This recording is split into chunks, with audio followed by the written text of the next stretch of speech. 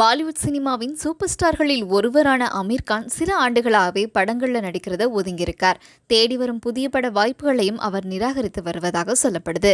இதற்கிடையில நிகழ்ச்சி ஒன்றில் கலந்து கொண்ட அமீர் கான், மகாபாரதம் எனது கனவு படம், அப்படத்திற்கு பிறகு என்னால் வேறு எதையும் செய்ய முடியாது என்று பேசியிருந்தார்.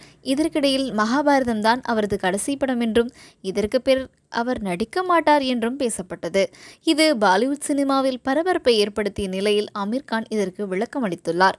மகாபாரத கதை பல ஆண்டுகளாக என்னிடம் இருக்கிறது. அதை திரைப்படமாக எடுக்க வேண்டும் என்பது எப்போதும் என்னுடைய கனவாக இருந்தது என்பது உண்மைதான். என் வாழ்நாளில் அப்படத்தை எடுத்துவிட்டால் என் மனம் நிறைவடைந்ததாகவே உணர்வேன். ஆனால் அதுதான் என் கடைசி படம் என்று நான் எங்கும் சொல்லவில்லை. ஒருவேளை நான் அதை என் கனவு படம் என்று கூறியது தவறாக புரிந்து கொள்ளப்பட்டிருக்கலாம்.